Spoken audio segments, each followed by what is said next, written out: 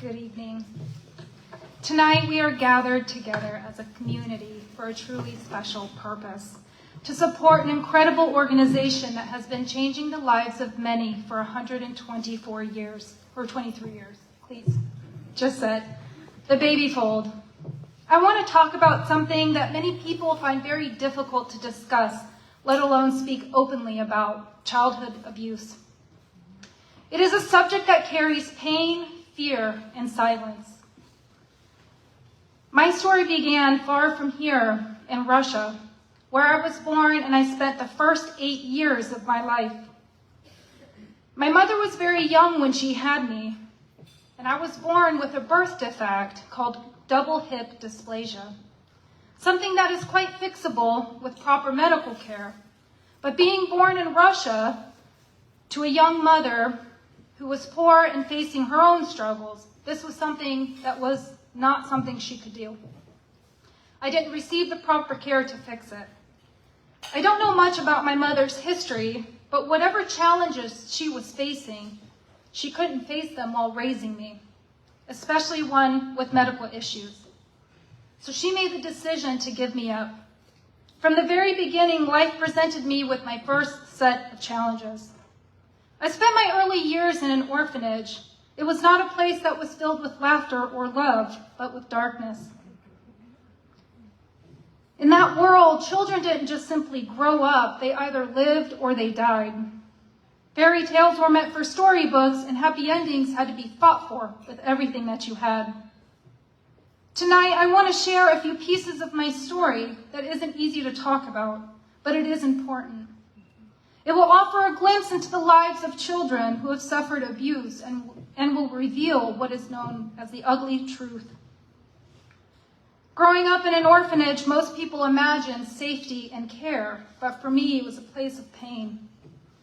Behind the walls that should have protected me, I faced relentless physical and sexual abuse. The kind of abuse that leaves scars so etched deep into your skin, ones that are often hidden from the world to see, and wounds that feel like they will never heal. The abuse was brutal. There were many days I didn't think I would survive. I was beaten, I was neglected, raped, starved on a daily basis. My will to live grew very small in the passing days. In that orphanage, it was a dark and cold place. Clothes were scarce, and even when we had them, they could be taken from us as easily as our dignity and our innocence. The men and women that came and went through the doors of that orphanage became our nightmare. There were moments that never leave you, memories that not even time can erase. I remember the day I stopped being seen as a child or even just as a human. To them, we became something to control, something to own. They branded us to prove the power they held over us. I can still feel the piercing heat of the iron as it seared into my back, burning into my skin and leaving marks I can never remove. In that place, fear was constant. I learned no one was coming to save you. It was difficult to face this kind of abuse day in and day out. Despite the challenges I faced with walking, I made the decision that my only chance at survival was to run. I had no plans, I had no destination, but I just knew with absolute certainty staying meant dying. I wasn't fast, but it felt like I was sprinting. My heart pounded so hard I thought it might burst right out of my chest, but I ran. Completely tripping over my feet, struggling to get my legs to cooperate, I fell to the ground. Laying there trembling in fear, terrified that they were going to catch me. My mind screaming at me over and over, "They're coming. They'll catch you. Get up." My legs felt heavy, shaken uncontrollably. I was so nervous. Just moments after pushing through those doors to the outside world, I felt their hands grabbing me from behind. In that instant, I knew I had been caught, and they dragged me back inside. Feeling completely defeated, I watched the doors behind me close. For trying to escape, I was taken to the basement of that orphanage, ruthlessly beaten, both of my legs broken, to ensure I would never attempt that again. I was 5 years old. For the rest of my time in that orphanage, I couldn't walk. Survival became a moment-by-moment battle. I learned to ignore the physical pain, and at times, when I found myself blindfolded and forced into darkness, I had to rely on my senses for survival. When you can't see, you listen. You listen to every breath, every movement, and every shift in the air, just to try to predict what could happen next. I learned to disconnect from the pain and separate my mind from what was happening to my body. It was the only way to escape my reality. Then, when I was 8 years old, everything changed. I once again found myself in the basement of that orphanage. This time, my hands were bounded above my head. I was blindfolded, freezing, and unable to feel my arms. I had lost track of the days I had been down there. I was exhausted, starving, and my entire body ached all over. It was in those moments I felt every last bit of hope slip away. I no longer believed my life could change for the better. I didn't see a reason to keep fighting. Each day blended into the next, the same pain, the same silence, and the same emptiness. I was alive, but I wasn't living. I existed in this world, but I belonged to nobody. It was then I chose to give in and give up. Death felt like the only escape. The pain that had consumed me for so long began to fade. A strange wave of peace washed over me, warmer and more comforting than anything that I have ever felt before. People often say that when a person is dying, pain stops, and it did. In those moments, I felt no pain, and I felt no fear for the first time. But God had a very different plan for my life, and death was not it. Not long after, when I was rescued from that orphanage and taken to a nearby hospital, soon after, a family from the United States decided to adopt me. I remember almost nothing about my journey. I vaguely remember eating a cheeseburger and vomiting everywhere, and then falling asleep like any kid does. And when I woke up, I was in America. Not long after, coming to the United States brought its own new set of challenges. I only spoke Russian, and everyone around me spoke English.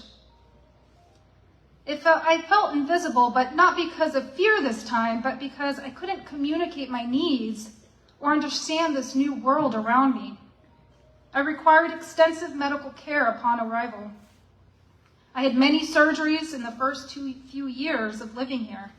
Spending more time in the hospital than at home, Shriners became my second home. Even though I couldn't understand the language that was being spoken around me, I knew this was hard on my new family. The constant travel and emotional strain, it wore them down. During what would be one of my last knee operations, my mother had told me she was going to be heading home while I was in surgery. I thought this was very strange because all the other times they stayed. But she tried to reassure me, and she smiled and said, "Not to worry. When you wake up, we will be here." Those were the last words she ever spoke to me. I could see it in her eyes, and I knew in my heart I probably wouldn't see them again. And when I woke up, they were not there. No one was. It wasn't until months later I finally received a letter confirming that they would not be returning for me, and I would be placed back up for adoption. At 10 years old, I found myself completely alone again, with no family and no idea what my life would look like now. My next journey was one that altered the course of my life forever, my arrival to the Babyfold. Most of you know that years ago, the Babyfold had one of the best residential treatment centers in central Illinois. Was it divine intervention, or were the stars finally aligning in my favor? I don't know, either way, I was the lucky one. Even though I didn't have a family of my own, the Babyfold became my family. It was not an instant connection, and it certainly wasn't love at first sight, but it took time, it took trust, and it took healing, and it became my home. I lived at the Babyfold for several years, and during that time, I met some of the best people there, people who changed my life. I made memories this time that were not filled with pain or fear, but just happiness. At the Babyfold, I learned so many valuable lessons that I now pass down to my 2 children. I absolutely loved my time. It was there that I finally learned how to just be me. My best friend wasn't another child. It was an old man who worked as head of maintenance at the Babyfold. I know that this might sound unusual. Back then, boundaries just didn't exist like it does today. But nonetheless, he was my very best friend. His name was Gary. We did absolutely everything together. I think the dynamic that Gary and I had really surprised a lot of people because he was a grouchy old man. And those of you that know him knew that he was grouchy. I would often hear staff say, "Don't bother him. Stay on his good side. I don't think he likes you." No, you knew. But what I discovered about Gary was the complete opposite. He had one of the kindest hearts I had ever known, filled with more joy and more love than anyone ever realized. The truth is it takes a very special kind of person to work for an organization like the Babyfold. This line of work is a lifelong dedication. Every single men and women that served the Babyfold, they poured their blood, sweat, and tears into rebuilding the broken children, helping them grow from nothing into something whole. They devoted their entire career to this mission, even knowing the heartbreaking stories behind the children they were caring for. Yet every day they chose to show up. They chose to put on their armor and to protect these children, to love these children unconditionally, and to fight for their future. These are God's people.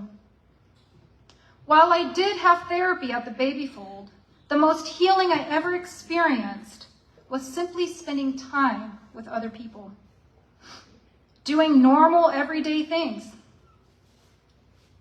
It isn't anything that is profound or life-changing or in the traditional sense, but sometimes healing looked like riding along with Gary to Menards and walking down every single aisle as he picked up supplies for the repairs around the Babyfold. It was in those quiet, ordinary moments I found peace, in a sense of just being. Gary and we built the kind of relationship that lasted a lifetime. Gary watched me grow up, he gave me away at my wedding, and he is the grandfather to my 2 children. And my firstborn son holds the honor of his name, Maxwell Gary. I met some of the most compassionate and strong women at the Babyfold, women who showed up every day and helped shape me into the person I am today. They built my foundation for self-confidence. They showed me what true meaning of love really looked like. They taught me about my true inner strength. My husband and I have a little running joke that I took pieces of the best women in my life and I wove them into my personality. None of them are related to me by blood, but I carry each and every one of them with me in my day-to-day life. Ingrid, Melissa, Blythe, and Jackie are full of fierceness. They have that no BS mentality. They aren't afraid of anyone or anything. They always spoke their mind and they spoke their truth. What this taught me was this: speak up, stand strong. Never be ashamed of your voice. Speak your truth, no matter what others may think. Be fierce. Carry yourself as if it were your last day, and do it with purpose and intention. Muna, Cindy, Alyssa, and Beth have some of the purest souls I have ever known. Their strength is incredible. Their compassion radiates off of them. They are the yin and the yang. They're perfectly balanced in tenderness and power. They love with their whole hearts. Their soft, warm smile could light up an entire room. Their examples, through their examples, I learned values that I still carry with me today as an adult, now as a mother and a wife. I needed this kind of softness to balance the strong and independent person I am today. I played sports despite the challenges I faced with my knees. I didn't let that get in the way. I went to a regular public school. I went to camp. I learned everything I wanted about art and more. Anything I wanted to try, I tried. Anything I wanted to do, I did. The Babyfold supported my every interest and every curiosity and every dream I had. They never placed limits on me. They didn't label me, judge me, or hold my past over my head. Their words mattered. Because their words were words of encouragement, not condemnation. Before my time at the Babyfold, I did have adults and counselors throughout my recovery that had already decided who I was going to become. They had labeled me before I even had a chance to live. They would say things like, because of where you came from, because of the abuse you suffered, we expect you to end up in jail. Or, you'll probably be institutionalized for the rest of your life. Or, you were abused, which means it is in your blood to become the abuser. And my personal favorite, prison is likely in your future. Well, little did they know, neon orange is absolutely not in my color palette, and I simply do not have the height to pull off a prison jumpsuit. Also, I'm too pretty for jail. I can laugh about this now, but it was these words that stayed with me throughout my life. These labels were placed on me long before I ever had the chance to create my own path. My destiny was being written for me based solely on where I came from and what I experienced. Words and actions matter in the development of a child. They have the power to rewrite a child's destiny or pave the path a child will walk. One of my absolute favorite memories at the Babyfold was the Visiting Resource Program. During those years, the Babyfold partnered with caring members of the community who volunteered their time to spend with the children that lived there. These visiting resources became mentors, friends, and a source of stability and kindness. People who reminded us we mattered. Susan and Larry are my twin pillars, giving me strength, stability, and balance. They were my visiting resource. Larry is an artist, a preacher, and a pilot, a man who truly wore many hats. He taught me so much about art and creativity and how I can use that towards healing. Susan, she had the kindest eyes. She was so gentle, patient, and full of grace. She would take me to soccer practice. I spent so much time with both of them. Their love and presence made me feel seen and valued. Something I will never forget. Larry and Susan not only attended my wedding, but Larry is the one who married my husband and I. And years later, baptized my youngest son, Liam. I found my forever family at the Babyfold. I grew up there. And when I left, I carried with me lessons and strength that they had poured into me. I worked hard to put myself through college, and during the time while I was in school, I had one dream, and that was to return back to the Babyfold. And I did. I was honored to work there as a residential treatment staff specialist for 4 years, and it remains to be one of the most meaningful and rewarding jobs I have ever had. A friend once told me that blood doesn't make up a family. You can choose your people. You have the power to decide who you want your family to be. We can create our own family with the people we choose to have in our lives. They are the ones that leave such an imprint on our hearts, it lasts a lifetime. They are your root system. Despite how my life began and the challenges I faced along the way, I persevered. I did not allow my past to define me, but it did shape me into the person I am today. I got married, I finished college, and my husband and I eventually moved to Georgia. He became a clinical psychologist, and I started my own business, a financial practice. Together, we built a beautiful life and welcomed two amazing children into the world, Max and Liam. I chose to break the pattern of generational abuse. Abuse does not run in my blood. My children will be the first generation in my family who will not experience suffering at the hands of those who are supposed to love and protect them. As their parents, we dedicate our entire lives to shielding them from harm, to loving them unconditionally, teaching them, guiding them, and showing up for them every single day. We will continue to build them up and rebuild them through every challenges they may face in their lifetime. Our blood runs in their veins, but the trauma ends with me. I chose love over hate. I chose peace over suffering. I chose a better life for my children. These choices will pave their future and shape their destiny. My story, although difficult to hear, is only one of many. I share it because staying silent allows abuse to continue from one generation to the next. Across the world, countless children endure suffering far beyond what most people can even imagine. Greatness doesn't come from comfort. It is forged through struggle. It is built through persistency and shaped by the moments we rise and we fall. Child abuse is a global crisis. It has no borders. It has no language and no limits. Children everywhere endure sexual abuse, physical abuse, domestic violence, and neglect all around the world.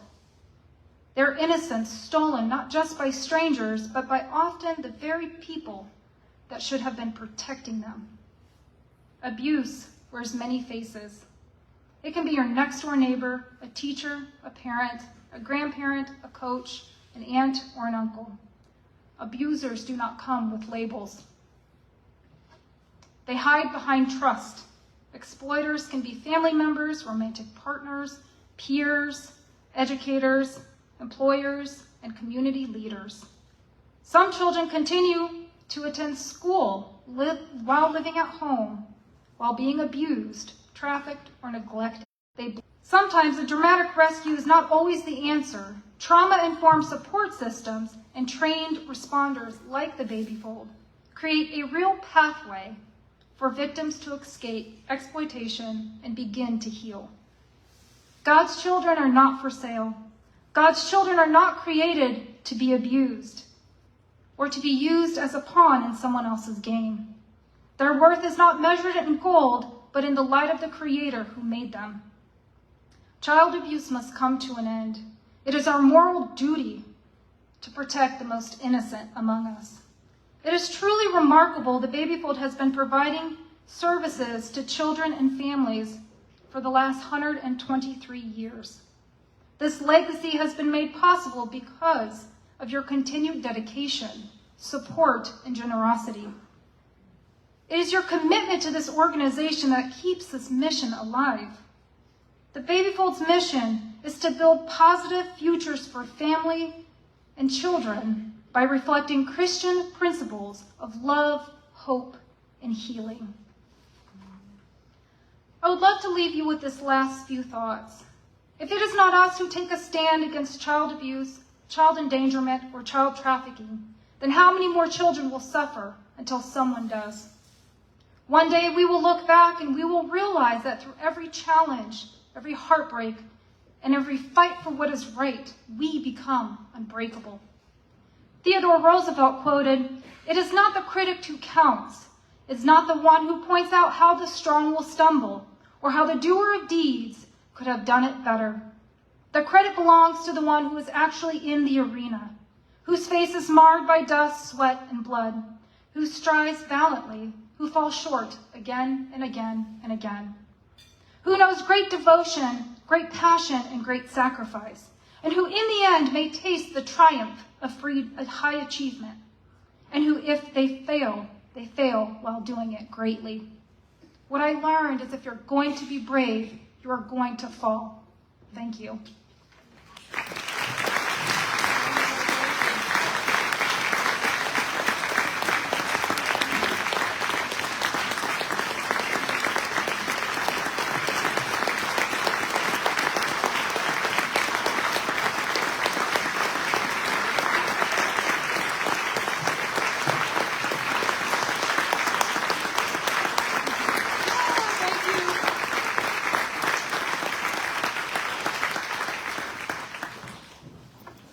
That was phenomenal. There are truly no words. Thank you so much, Elena, for having the strength, the courage to share your story with all of us tonight. I know I speak for the room when I say we are so proud and admire you so much for everything you've been through and the courage to share that story and fight today. I appreciate that. Thank you.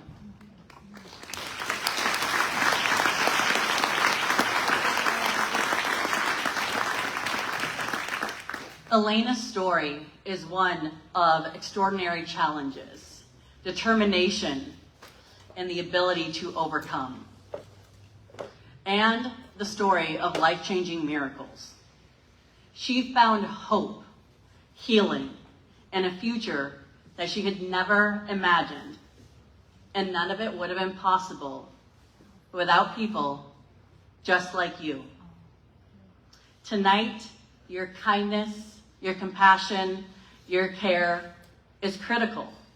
The Babyfold cannot do this phenomenal work without you. You are the true superheroes in the story.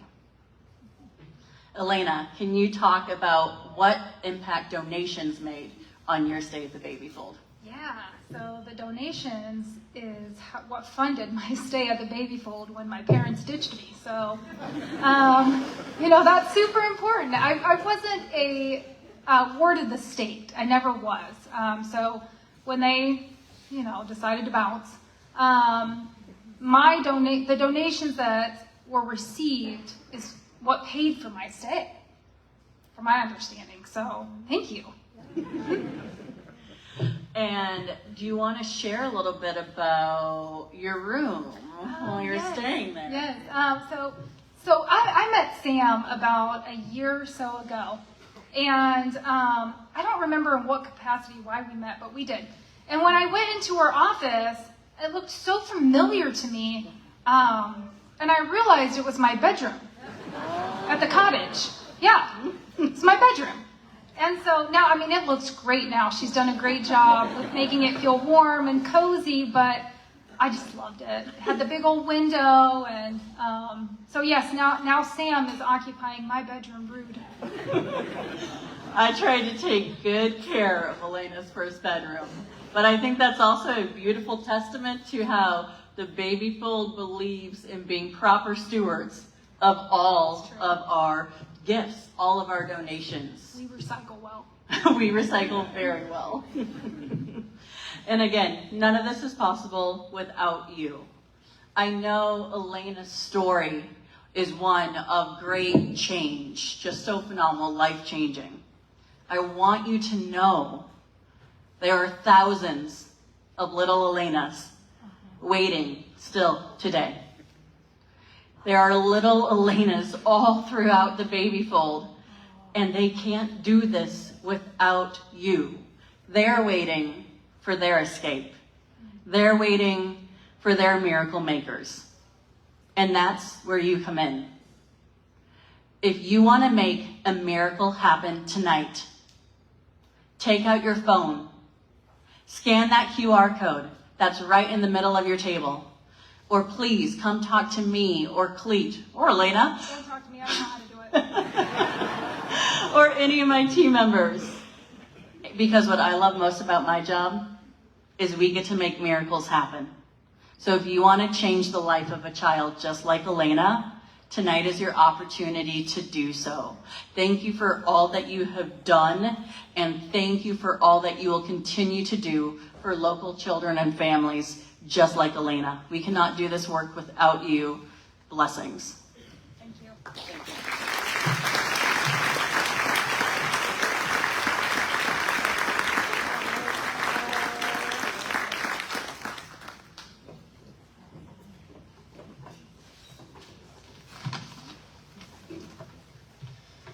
Elena, every time I hear you tell that story, and I've heard it numerous times, wow, I'm inspired by your strength to overcome the trauma that you faced in your life.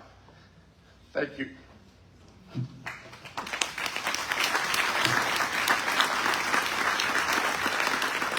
But I think one of the things you hear when she tells that story is she didn't do it alone. She had many people help her. Many of you are in the room. She just called you out. Larry, Susan, right here. Muna, Blythe, you're in the house. Others, you're in the house. You are what makes the Babyfold different. You are the dedicated staff that come and help these children every day. I thank you. This room thanks you. So please consider joining us as we work to change the lives of families. Now, before I turn it back over to Scott, I do have one off script, and my staff will laugh when I talk about off script. I'm going to ask all the Rotarians in the room to please join me in 10 minutes, all the Rotarians, over by the gingerbread house for a picture. Okay? We have a lot of Rotarians in the room. Many clubs. I appreciate you being here. I appreciate all of you being here. Thank you and have a lovely night.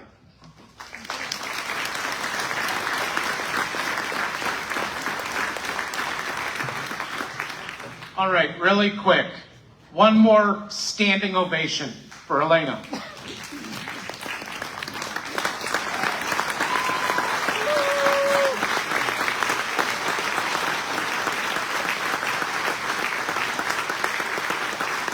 Don't sit down yet. Keep it going for Grandpa Gary.